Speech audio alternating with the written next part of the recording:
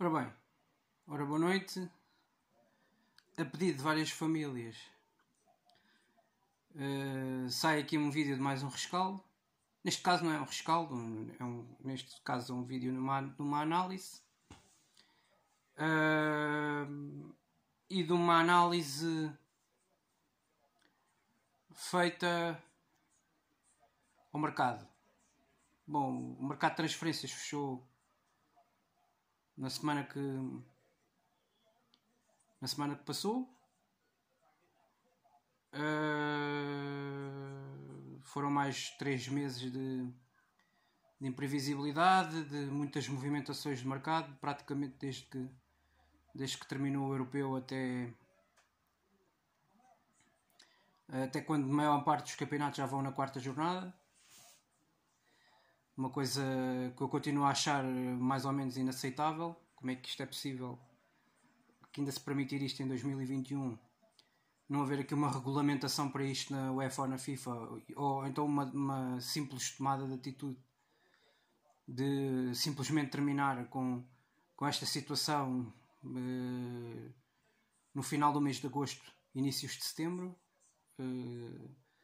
quando há sempre a possibilidade de terminar com esta questão do mercado mais cedo. Isso também obrigaria os clubes e os empresários a fazer os negócios de uma forma mais célere, mas a verdade é que parece não haver a preocupação por parte das entidades e de quem orbita à volta do futebol. Parece não haver essa vontade de simplificar a coisa e de não tornar o processo mais moroso. Dito isto, sinteticamente, o mercado, penso que se pode dizer que globalmente, incidido aqui mais nos 4 primeiros da tabela, das equipas que vão estar nas competições europeias. Portanto, há aqui uma notícia boa este ano, que é finalmente voltamos a ter 3 equipas portuguesas na representação da Champions. Pelo menos durante 6 jogos, durante a fase de grupos, porque eu prevejo que sobretudo Porto e Benfica tenham maiores dificuldades de seguir em frente na prova, em função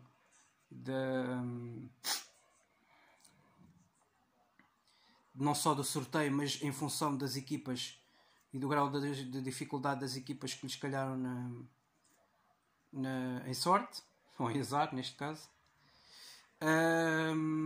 Mas obviamente que isso também reflete um pouco depois aquilo que são as movimentações de mercado, as necessidades de cada plantel.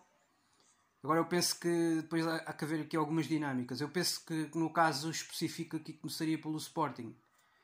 Penso que chega aqui no último dia do mercado um reforço de peso. Vai-se embora um jogador de grande qualidade e de grande classe, mas que também no início da época não vinha fazendo um bom início de época, que é o Nuno Mendes. É um jogador com alguma facilidade, também tem algumas lesões que podem atrapalhar o seu processo de crescimento e a sua evolução na carreira, penso eu.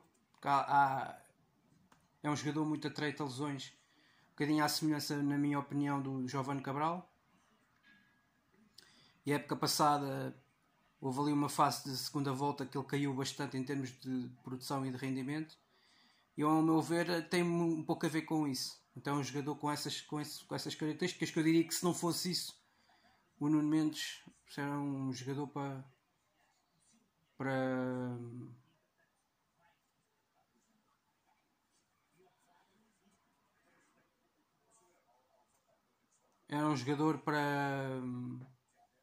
não sei, mas para fazer uma carreira durante muitos anos sempre a um nível top, elevadíssimo, um nível alto. Mas esta questão das lesões, com esta facilidade com que ele tem lesão, contrai as lesões, pode ser um handicap na carreira dele. Mas é um jogador, em termos da sua importância no plantel do Sporting, na minha opinião, há jogadores que eram prioritários manter, e não era bem o caso do Nuno Mendes, na minha opinião. O Nuno Mendes é importante, sim senhora, mas o Sporting acautelou-se nessa posição para uma eventual saída do Nuno Mendes com a aquisição do Ruben Vinagre. Portanto, aí o Sporting, há que dizer que com o Ruben Amorim tem-se movimentado bem melhor no mercado de transferências nos últimos 2 anos. Tem feito, sem dúvida nenhuma, uma melhor gestão entre compras e vendas. Pois financeiramente podemos avaliar algumas nuances e alguns aspectos, mas eu penso que, por exemplo, este negócio do Nuno Mendes no início do próximo verão de 2022 pode valer logo à partida um encaixe significativo de 40 milhões de euros, o que, a somar a estes 7 da taxa de empréstimo, achando quase um negócio de 50 milhões de euros, o que é, nos dias de hoje, depois de um ano e tal de pandemia, que prejudicou muito os clubes, desde logo porque durante este período longuíssimo de mais de 12, 13 meses, os clubes não puderam, sobretudo estes grandes clubes que faturam, têm uma capacidade de faturação maior, não puderam ter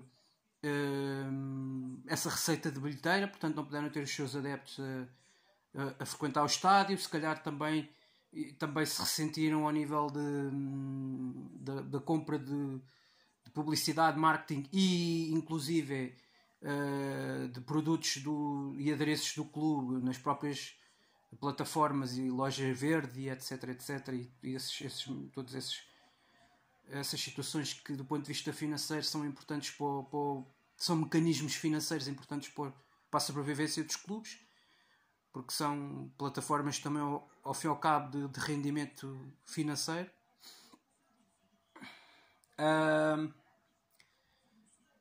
E são fontes de rendimento e portanto, na realidade, eu penso que a questão do Nuno Mendes pode ser muito mais vantajosa daqui por um ano.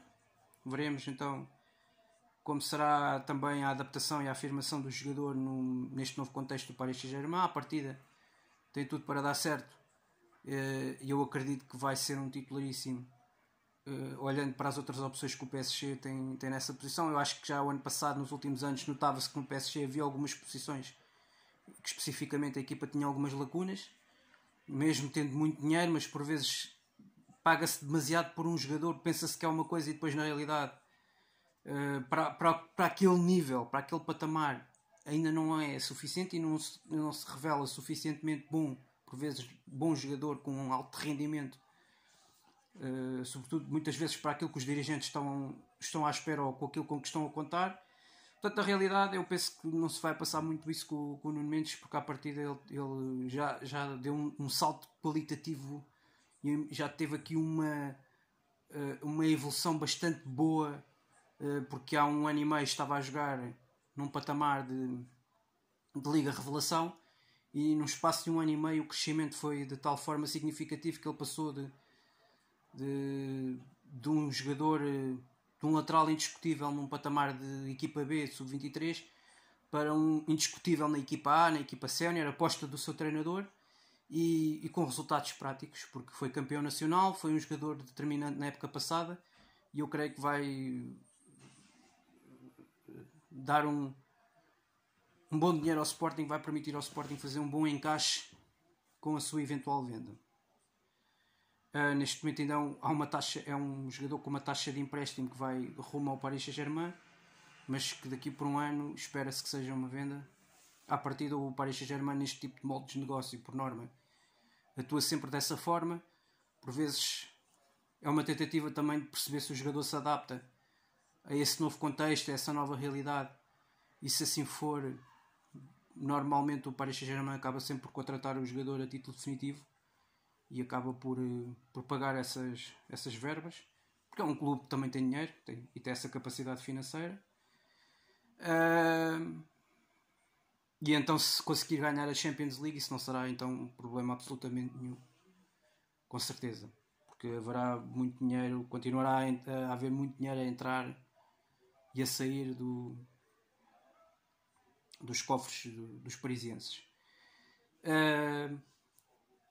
Dito isto, Pablo Sarabia, um jogador que vem por empréstimo do Paris Saint-Germain, com eles a cautelarem a situação salarial do jogador, eles a arcarem com... Porque um jogador que ganha 3,8 milhões por ano não podia ser o Sporting a suportar um salário destes, anual. O Sporting não podia, nem pode nem deve ir nesta fase, ainda por cima em que o Sporting está financeiramente, de forma alguma, depois do que se passou neste último ano e meio, de forma alguma pode andar aqui a receber um jogador e a suportar, a pagar-lhe 3 milhões e meio por ano. O que é que os outros jogadores do plantel não diriam? Sentir-se-iam completamente injustiçados. E isto até podia não ser bom nessa perspectiva para o plantel. Mas é um jogador que vem para acrescentar, fazer a diferença, sem dúvida nenhuma. Um jogador habituado a outros patamares. Liga Espanhola, Liga Francesa, Ligas dos Campeões, etc, etc. Portanto é um jogador feito. Um jogador feito, um internacional espanhol. Fez a diferença na seleção espanhola ainda agora no Campeonato Europeu realizado no início deste verão. E por isso é um jogador tecnicamente muito evoluído, de grande qualidade.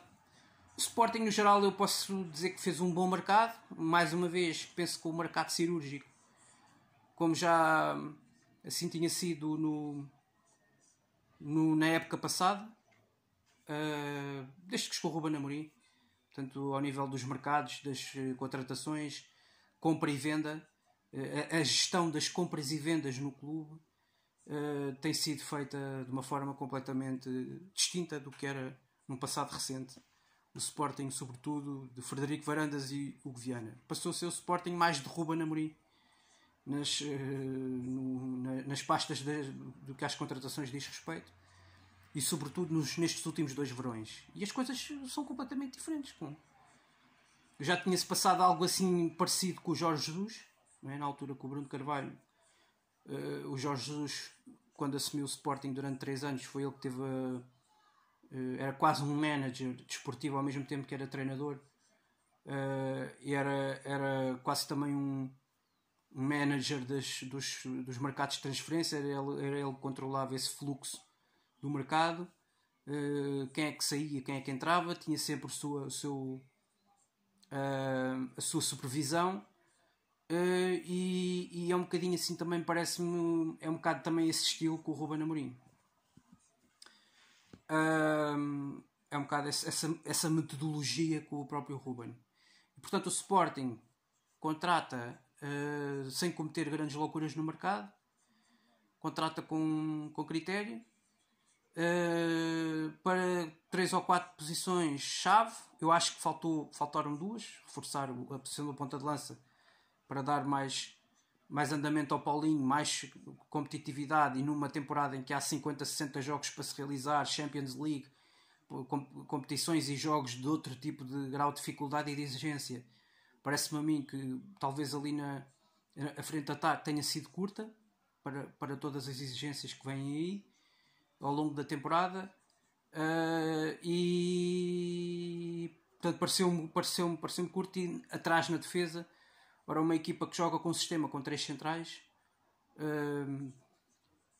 ter apenas 4 soluções ou 5 com uma adaptação parece-me curto para num setor onde devia haver pelo menos 2 jogadores para cada posição, 2 centrais para o lado direito, 2 centrais para o lado esquerdo e 2 centrais na coluna vertebral da equipa. Parece-me que isto pode-se revelar curto. Eu acho que, por exemplo, há 2 jogadores para ali para o centro da defesa. Eventualmente eu acredito que aí Coates e Luís Neto têm esse perfil. Depois tem Mateus Reis já para a posição do Fedal, é curto. Até porque o Fedal já a época passada não deu assim tantas garantias como isso. E com 50, 60 jogos, uma época assim, não sei, parece que eu hoje estava a ver a lista dos inscritos, parece que o José Marsá, central que foi contratado ao Barcelona, e que veio para render numa fase inicial na equipa B, pode vir a ser chamado por Ruben Amorim. E eu talvez admita, e foi inscrito para a Champions, para a competição. Isto se calhar já é o Ruben Amorim a cautelar um imprevisto qualquer, uma lesão qualquer que possa haver com algum dos titulares, e portanto tem ali um jogador preparado e que pode dar o seu contributo. Ele, qualidade dele parece ter, mas eu também não vi nada dele num patamar de equipa A, de equipa sénior, e portanto isto andar na formação de Barcelona, na formação de Sporting, é um bocadinho diferente depois de passar para o patamar de sénior, e portanto é preciso ver-se uma evolução, ver-se depois ali uma afirmação quando chegas a esse nível. É aí que eu ainda tenho algumas dúvidas neste José Marçá, mas pelo visto o Amorim já viu ali qualquer coisa e que o levou a inscrevê-lo o jogador nesta lista restrita de jogadores para a Champions League. E é a cautelar uma eventualidade qualquer, uma situação qualquer que possa acontecer com o Fedal ou com o Mateus Reis ou com outro jogador do plantel, das 4 ou 5 primeiras linhas, soluções, digamos assim, disponíveis ali para aquele setor. E depois, de resto, o Garte é uma excelente contratação. Parece-me um jogador que teve um bom nível na época passada no Famalicão. Uma afirmação derrompante, espetacular na segunda volta da época passada. Desde janeiro até ao final da época fez jogos muitíssimo bons no Famalicão, em alto rendimento. Foi sempre, quase sempre os melhores jogadores. Na linha do Ruben Vinagre, os dois que também já eram titulares da época passada no Famalicão.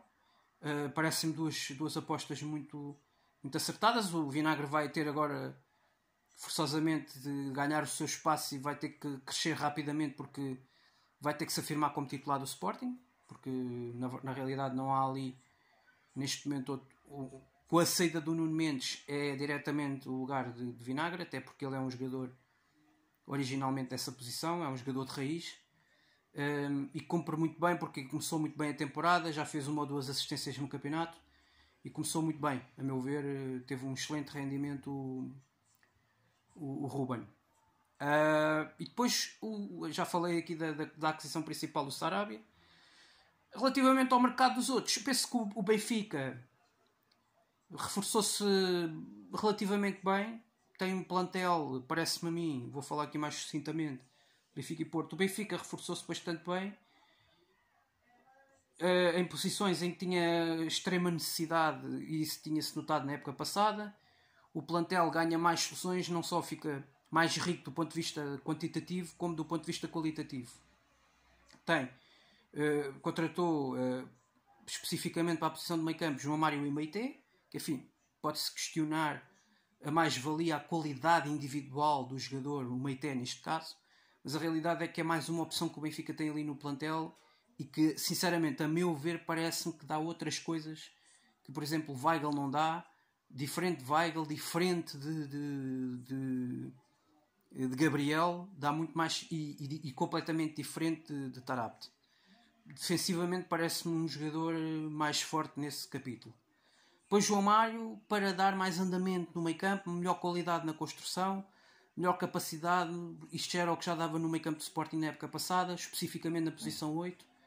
Melhor capacidade da equipa no momento em que a equipa tem bola, mais capacidade na circulação, mais capacidade para pausar os ritmos do jogo,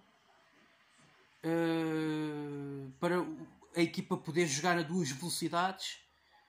É um jogador que nesse sentido dá coisas a qualquer equipa que eu diria que no plantel do Sporting, no plantel do Benfica e no plantel do Porto não tens muitos jogadores com a capacidade de dar mais qualquer coisa, acrescentar mais qualquer coisa no meio campo que outros jogadores do plantel não têm. Esse perfil, essa capacidade. Isso já se tinha notado no meio campo do Benfica na temporada passada. Não havia um 8 como João Mário, com a capacidade do João Mário, sobretudo de gerir os ritmos do jogo a 2 velocidades.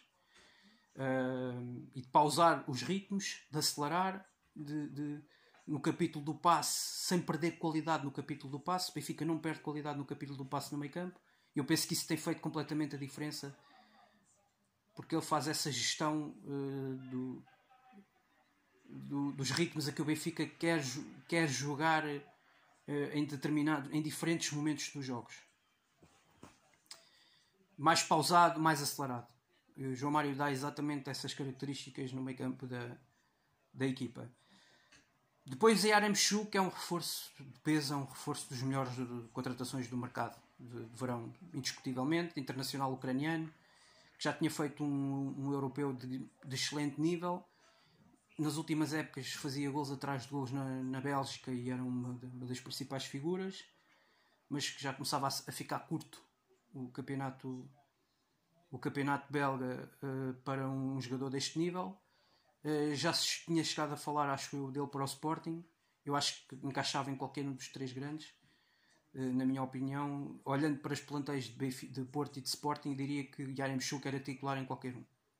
É a minha opinião, com todo o respeito por Taremis, por Tony Martínez, mas este Yaremchuk era titular em qualquer um. Neste momento, em qualquer ataque dos três grandes. É um jogador completamente diferenciado. Eu diria que é uma contratação ao nível do Sarabia, sendo jogadores diferentes em termos de posições que ocupam no campo, mas são, em termos de peso nos ataques das equipas, são dois reforços de grande nível e de grande impacto. Depois o Benfica foi-se reforçando, agora foi buscar outro jogador que também esteve no europeu ao serviço da seleção austríaca, que nos últimos anos jogou na Bundesliga ao serviço do Hertha de Berlim. Estamos a falar do Valentin Lázaro, um jogador que eu já tinha visto alguns jogos na Bundesliga a espaços, e na Bundesliga a espaços e na seleção. Consegui acompanhar um jogo ou outro da Áustria no europeu, e ele quase sempre era o titular ali pelo lado direito. É um jogador que também pode fazer o corredor todo. Parece-me que é mais forte ofensivamente do que propriamente no capítulo defensivo, mas eu diria que pode muito bem vir a ser uma solução como é Grimaldo do lado esquerdo da defesa do Benfica. Portanto, e aí pode o Benfica também, ao nível dos corredores laterais, defensivos e ofensivos, pode equilibrar um pouco mais a equipa, parece-me a mim, com estas duas opções. Eu diria que são os dois jogadores de primeira linha, o Lázaro e o Grimaldo.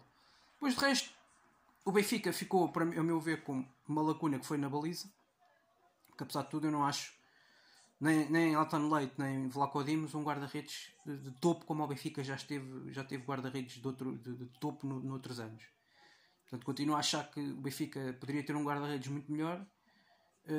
Talvez falte aí nessa posição, e talvez mais um central tenha faltado, uma vez que o Benfica também joga com o sistema com três centrais. E portanto tem os três principais titulares, sem dúvida, ao longo da época: Veríssimo, Otamendi e Vertonghen. Mas depois parece-me a mim, faltam soluções. Está Morato, enfim.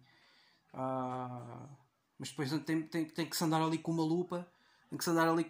Para ver onde é que há outra solução viável no plantel do Benfica que dê. Fala-se do Ferro, mas o Ferro eu tenho muitas dúvidas, sinceramente. Tenho muitas dúvidas em relação ao Ferro. Dito isto, acho que o Benfica, de um modo geral, faz um bom mercado. Reforça, a meu ver, parece-me 3 ou 4 posições onde taticamente tinha essa necessidade, e isso tinha ficado mais comprovado na época passada. Especificamente também foi algo cirúrgico. Parece-me este ano o Benfica, em contraste com o ano passado, o Benfica parece-me que foi bastante cirúrgico no mercado. E depois, relativamente ao Futebol Clube do Porto, eu já não vou, se calhar, aqui ter tempo a analisar o Braga, mas o Futebol Clube do Porto parece-me também. O Futebol Clube do Porto parece-me que dos três grandes foi o que mexeu menos. Não sei, talvez o Sérgio Conceição e o Pinto da Costa tenham sentido que o Futebol Clube do Porto tem tido nos últimos anos esse problema financeiro. Alguns desses problemas financeiros, inclusive teve esse problema financeiro com o fair play da UEFA. E portanto também um pouco por aí o Porto, nesta era do Sérgio Conceição, habituou-se a gastar menos dinheiro do que se calhar os futebols clubes do Porto, o Futebol Clube do Porto de outros anos, de outras épocas, em que todos se calhar durante vários anos, durante vários verões consecutivos, o Futebol Clube do Porto gastava mais do que podia, e com outros treinadores e noutros contextos. E se calhar agora com o Sérgio Conceição tem sido um Futebol Clube do Porto mais de vacas magras. Tem tem sido um Futebol Clube do Porto poupado, mais poupado financeiramente. Também olha um pouco mais para essa capacidade que o próprio Futebol Clube do Porto tem de gerar mais talento e qualidade na sua formação. Olha, também se pode olhar para esta situação por aí, um menor fluxo de mercado no Futebol Clube do Porto pode estar relacionado com, objetivamente, uma maior capacidade de reter o talento e projetar o talento do Olival para um patamar acima. Também pode passar por aí a estratégia do Porto, que das contratações destacam-se mais claro o PP, que é um jogador que vem do Brasil rotulado de craque, e que até agora a adaptação tem sido complicada à imagem do Cebolinha no Benfica. E veremos se ele não vai ter um ano aqui no Futebol Clube do Porto como o Cebolinha teve no Benfica. Penso que só o tempo dirá, porque talento e qualidade, parece-me que é óbvio que o PP tem, e que é indiscutível.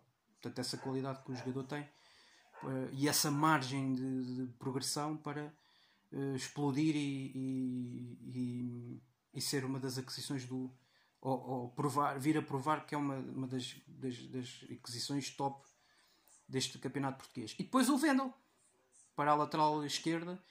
Eu ano passado fui aqui muito crítico com os laterais do Futebol Clube do Porto. Portanto, e o Porto foi encarar Champions e campeonato, o tal desafio gigantesco que o Sérgio Conceição tinha pela frente com os tais 50, 60 jogos, e apenas com 2 laterais titulares como Manafá e Zaidu, as coisas não tinham tudo para correr mal.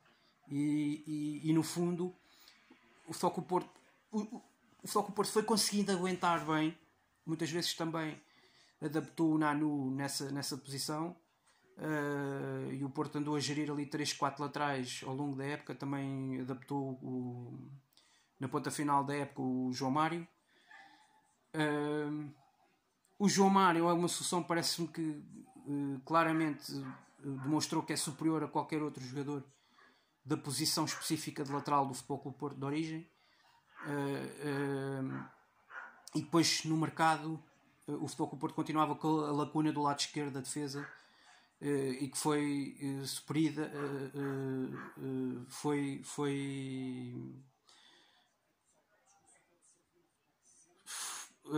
preenchida com a contratação do brasileiro Wendel. Um jogador interessante, um jogador de qualidade, um jogador não, é um daqueles laterais que eu acho que é um lateral equilibrado.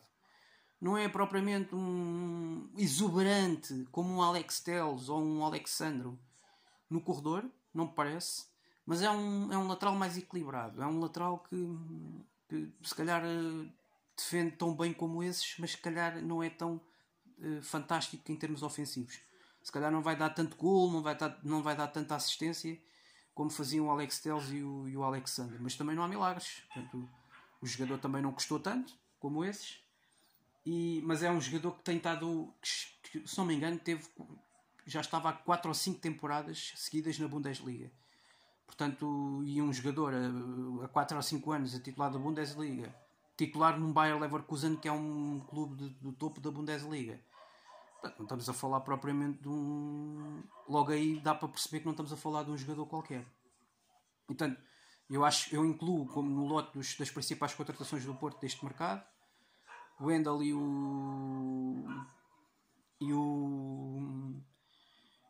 o PP, curiosamente 2 brasileiros, um para as laterais e outro para os extremos. Curiosamente, o Futebol Clube do Porto não contrata quase ninguém para o centro.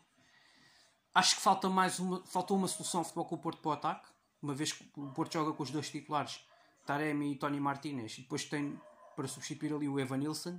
Depois o Porto não tem assim mais ninguém, especificamente um homem da área. O Porto tentou várias vezes o Morelos, que eu acho que era um reforço fantástico para este nível de Futebol Clube do Porto e para este nível de equipa de topo em Portugal. Para jogar numa Champions era um reforço extraordinário, a meu ver, parece-me, e que era muito bom para o Futebol Clube do Porto e para o futebol português. Via o futebol português chegar a Portugal mais um reforço de grande nível. Faltou talvez essa solução no mercado ao Futebol Clube do Porto. Talvez tenha faltado também mais capacidade financeira. Talvez tenha faltado ao Porto. Fiquei muito surpreendido do Porto não ter feito vendas significativas. O Futebol Clube do Porto não fez vendas significativas neste mercado. E é estranho, tendo o Futebol Clube do Porto tido jogadores que se valorizaram na época passada, depois de uma excelente prestação na Liga dos Campeões, em que chegou até aos quartos de final, em que foi só eliminado nos quartos de final por um Chelsea, eliminou uma Juventus, com vários jogadores em destaque, nomeadamente Sérgio Oliveira, como o Corona, como o Luís Dias, e acho estranho que, perante uma valorização destas, de alguns destes ativos, Uribe, também por exemplo, o próprio Mbemba, que o Futebol Clube do Porto, destes 4, 5 nomes que mais destacaram na época passada, nenhum deles tenha saído. É de facto estranho. É talvez difícil de entender. Parece-me a mim, para um clube que financeiramente não está propriamente a nadar em dinheiro, nem está numa situação muito estável financeiramente, acho estranho e que tenha passado 3 meses de mercado de transferências de verão e que o Porto não tenha feito nenhuma venda destas significativas. Sobretudo dos ativos mais valorosos do plantel nesta altura, que eram o Sérgio Oliveira, claramente até o Otávio, o Sérgio Oliveira, o Otávio e o Corona. Nenhum destes 3 saiu e acho que isso é evidente do ponto de vista desportivo, deixa o Futebol Clube do Porto mais forte do que na época passada, ou mais forte ou tão forte, porque o Porto deixou de ter um Marega. É verdade que foi buscar um PP, mas deixou de ter um Marega e portanto o corredor central deixou de ter mais gente capaz de fazer golo, passou a acrescentar mais talento e qualidade nas aulas, mas veremos no que é que isto depois vai arredondar ao longo da época. Portanto, o Porto não está, em termos de qualidade efetiva, muito melhor do que na época passada. Pois há essa diferença, aí sim acho que do Wendel na lateral esquerda. O Porto está forte, como estava na época passada, parece-me a mim.